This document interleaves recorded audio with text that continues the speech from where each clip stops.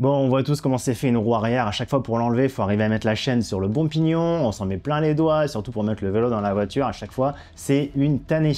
En fait, faudrait arriver à dissocier la transmission de la roue arrière. Mais bon, ça, c'est impossible, on le sait tous. Enfin, je veux dire, imaginez si quelqu'un arrivait à le faire, ce serait complètement dingue, non? Bah ouais, aujourd'hui, on va parler de ça. Bonjour à tous, c'est Augustin, j'espère que vous allez bien. On va parler d'un accessoire très particulier qui vient se fixer sur votre vélo. Je vais vous donner mon impression personnelle, quels sont les doutes qui sont venus quand j'utilisais ce système, la sécurité, la performance, quels sont ses avantages, quels sont ses inconvénients et ma conclusion finale dessus. Alors là, c'est le moment où vous demandez tous qu'est-ce que c'est. Alors très simplement, c'est un kit de conversion. C'est un accessoire. Donc en fait, ça peut s'adapter sur n'importe quel type de cadre et de transmission. Donc que vous soyez sur un Shimano, un SRAM, un microshift en termes de transmission, ça va fonctionner pareil. Et après, quelle que soit la marque de votre cadre, le standard, ça va marcher. Parce que c'est pas un nouveau standard en fait. J'ai fait du teasing en montrant ça sur Instagram. D'ailleurs, pensez à me suivre au-dessus pour tous ceux qui ne sont pas, pour voir toutes mes aventures. Et certains, ils avaient justement raison. Ils déploraient un petit peu un nouveau standard dans l'industrie du cycle. Et c'est ça qui est cool. C'est un accessoire qui peut se fixer sur votre vélo et qui vient tout simplement pour ceux qui souhaitent équiper leur vélo avec. Mais en aucun cas, c'est obligatoire. Pour un petit peu de contexte, donc ça a été co-créé par les Legend Wheels et d'ailleurs, c'est eux qui me l'ont tout simplement très gentiment prêté pour que je puisse en faire une review, que je puisse tester. Ça, c'est encore actuellement un prototype. Alors, ça va sortir juste en 2026. J'ai essayé d'être le plus complet possible, c'est-à-dire que j'ai fait un ultra avec, les 24 heures du Mans, j'ai fait des courses, des entraînements, sous la pluie, le soleil, voilà. Alors, comment est-ce que ça marche? Ça, c'est la question. À 1 million d'euros qu'on se demande tous. La meilleure façon que j'ai de vous le résumer, c'est tout simplement, vous voyez, normalement, on a une cassette, donc une transmission et une roue arrière qui sont ensemble. Et regardez, là, il me suffit juste de l'enlever. Et en fait, roue arrière et transmission sont totalement dissociées. C'est-à-dire que ce qui est bluffant, c'est qu'une fois que le vélo n'a plus sa roue arrière, je peux quand même continuer à actionner la transmission. Je peux pédaler dans le vide. Et vous voyez, il n'y a rien qui empêche la cassette de tourner. Et pour tous ceux qui sont nouveaux sur la chaîne, je suis coach et expert en matériel vélo. Je vous aide à prendre du plaisir et à faire les bons choix en course et sur votre matos. Donc pensez à bien vous abonner à la chaîne. Donc regardez, je vais vous montrer le gain de temps par rapport à un système traditionnel. Je prends ma clé, on va dire, je fais semblant, j'enlève mon axe traversant, mon axe à l'arrière. Et là, en fait, tout simplement, je peux enlever la roue. Et en fait, vous voyez très bien comment est-ce que roue arrière et transmission, vous voyez, ça tourne, sont dissociés. Donc il y a un gain de temps forcément qui est juste évident. Il paraît qu'une image vaut 1000 mots. Alors on va regarder ensemble le gain de temps et la gain de facilité qu'il y a à avoir. Donc du coup, sur mon vélo de route, j'ai le système Dual Concept et sur mon vélo de gravel, j'ai un système classique. La seule question que je me pose moi, avant de faire ça, c'est si une image ça vaut 1000 mots, alors en vidéo, là, ça vaut combien de mots? Je pense qu'on peut écrire un bon bouquin. Bon, je rigole, on va passer à la démonstration. Pour que la comparaison soit équitable dans les deux cas, donc je vais enlever la roue arrière et la remettre en étant sur la plaque, donc sur le grand plateau et en haute cassette. Je vais utiliser la méthode de tous les mécanos en course à travers le monde, c'est la plus efficace. Alors vous ne moquez pas si la forme n'est pas belle, je vous assure que c'est très efficient. J'ai ma clé de 6, allez, action. Et top!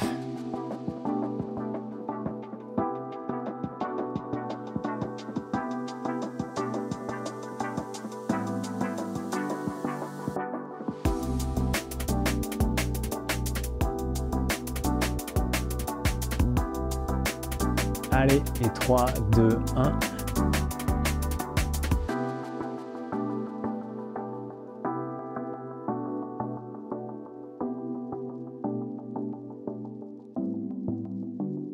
Mais il y a un truc dont j'ai oublié de parler, vous avez le résultat ici là, en termes de temps entre les deux systèmes, mais c'est un petit peu biaisé parce que mon gravel actuellement, il est toujours sur le petit plateau et sur le petit pignon sur la cassette, alors que mon vélo de route de l'autre côté, il est sur la plaque et il est en haute cassette, donc c'est idéal pour recommencer à partir. Donc le gravel, en fait, je serais obligé de le remettre à nouveau sur la nuque et de pédaler dans le vide pour refaire passer tous les rapports. Vous voyez, c'est pas fou.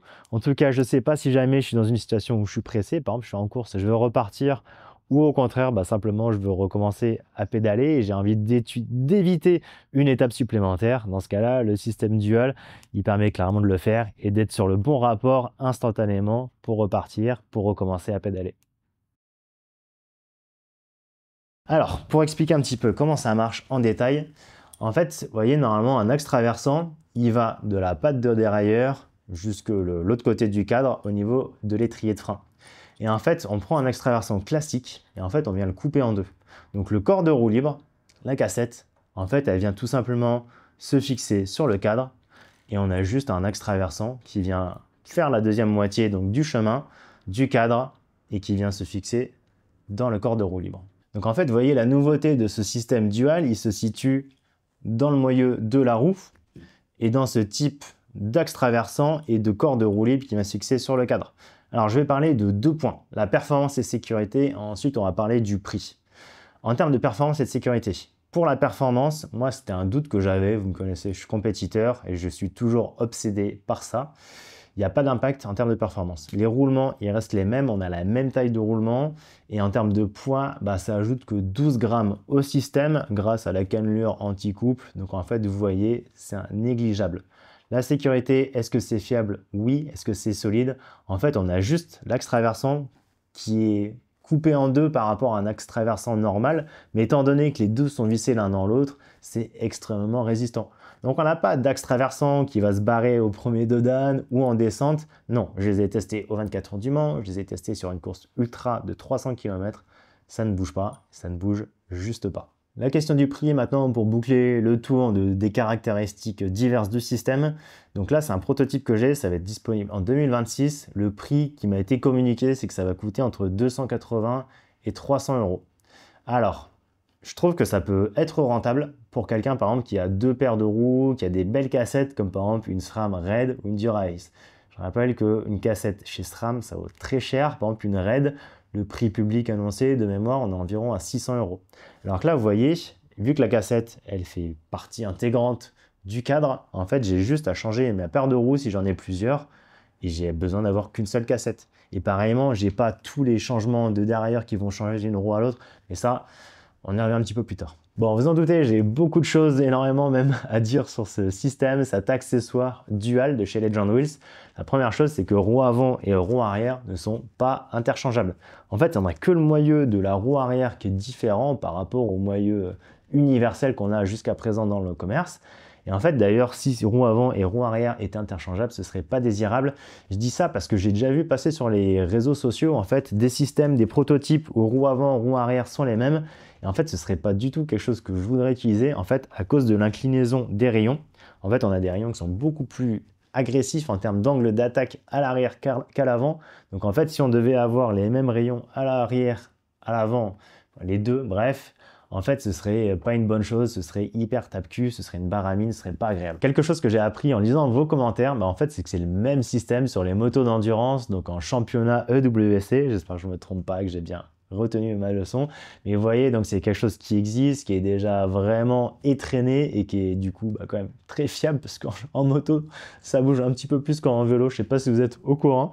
Et voilà, une autre comparaison moi qui me vient en tête, c'est que c'est un peu comme l'écrou central, vous voyez, sur les voitures. Donc en fait, quand on a un seul écrou à mettre pour venir changer la roue. Donc vous voyez, c'est très rapide à faire.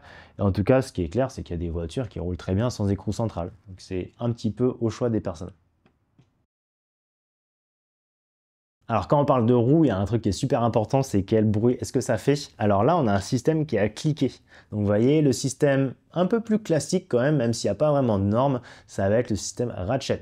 Donc là, on a un système entraînement à cliquer. Par exemple, c'est ce que Shimano utilise sur toutes leurs roues, leurs roues Dura-Ace, ainsi de suite. Et donc c'est un système qui est très silencieux, qui est un petit peu discret, on va dire. Je vous fais écouter ce que ça donne et on va comparer ça avec un système ratchet juste après.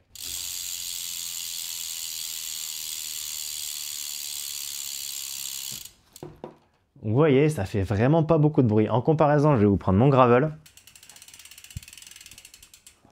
qui lui a un engagement du coup par rocher ou à couronne dentée comme on dit. Et là, c'est un peu le système normal qu'on a l'habitude d'entendre, mais qui est vraiment très bruyant, en tout cas qui est très présent.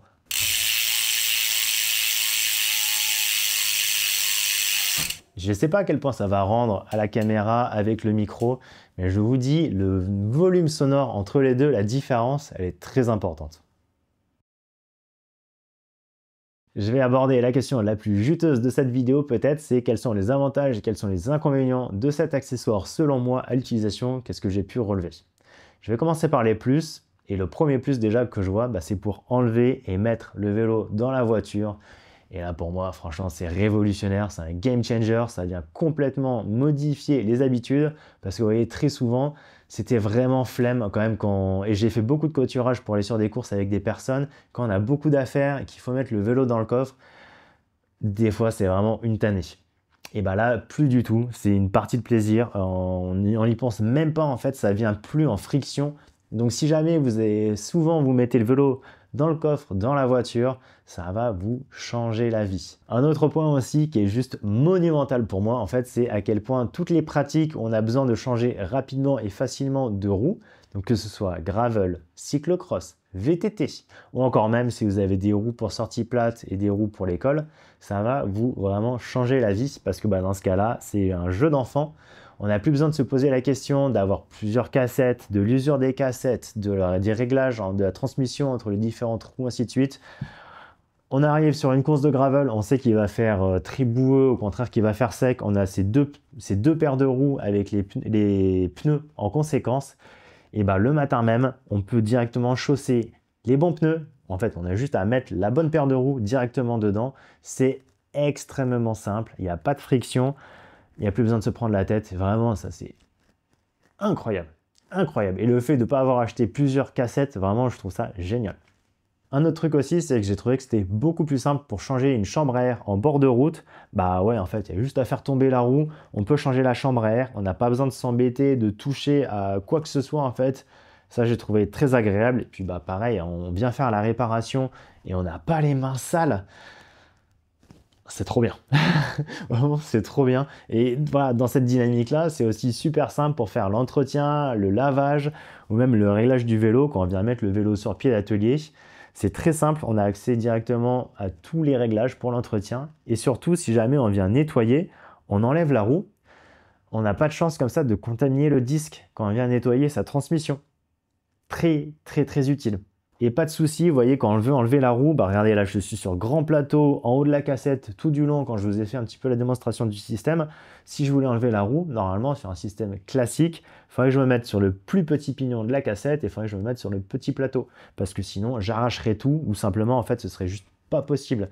Donc vraiment, ce serait un petit peu galère. Et donc, vous voyez, si jamais on doit changer une crevaison, ainsi de suite, c'est très simple, juste on enlève la roue ou même de façon générale, on n'a jamais besoin de se soucier de la transmission, juste on enlève la roue, ça tombe, c'est simple comme bonjour. Et je me dis d'ailleurs, il y a un monde où vraiment sur les courses professionnelles, ou les courses de fédération, ou des gens qui ont des DS qui les suivent avec des vélos, des roues sur la galerie ou dans la voiture, et en fait, vous voyez, on n'a plus besoin d'avoir à se soucier de mettre la chaîne sur le petit pignon et pour changer la roue, si jamais il y a crevaison, il y a problème technique, mécanique d'un coureur, et là, en un instant, on peut dépanner le coureur, que ce soit l'assistance neutre ou la voiture du DS.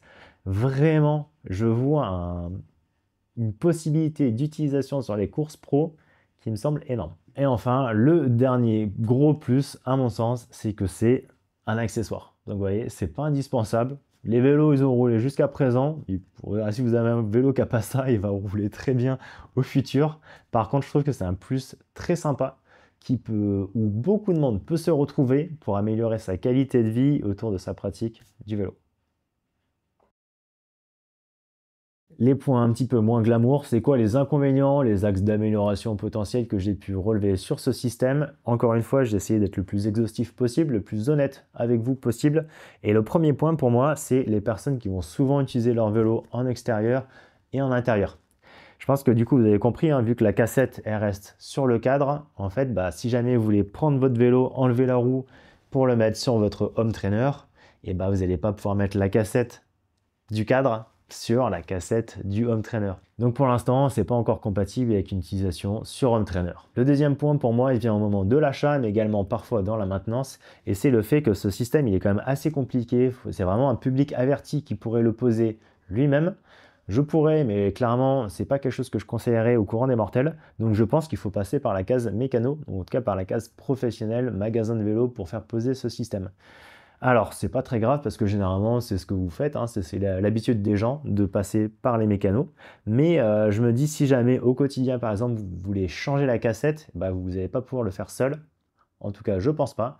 Donc du coup, encore une fois, il faudrait passer par votre magasin de vélo habituel. Et le dernier point notable que je peux relever, c'est que pour l'instant, cet accessoire, il est limité à l'unique moyeu R27 de chez Legend Wheels. Parce que vous voyez, tout se passe dans le moyeu. Donc il n'y a pas de rapport avec la jante, il n'y a pas de rapport avec les rayons.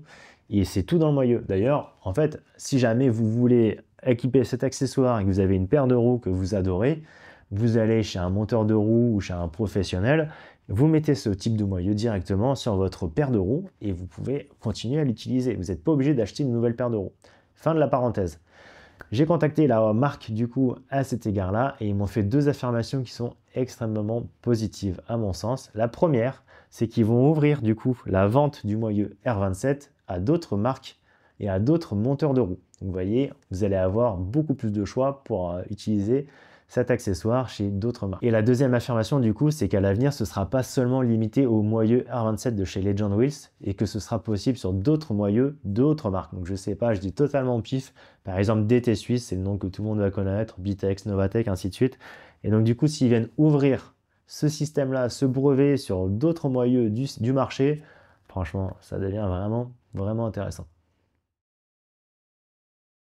La synthèse de mon impression personnelle et de mon avis à l'issue de ce test, déjà la première question que je me pose toujours, c'est pour qui est-ce que c'est? Et là, sur cet accessoire, la bonne nouvelle je trouve, c'est qu'il y a beaucoup de personnes qui peuvent y trouver son compte. Que vous soyez en route, en gravel, en VTT, en cyclocross, simplement juste pour mettre le vélo dans la voiture ou en faciliter l'entretien, ça peut vous contenir, ça peut vraiment vous faciliter la vie.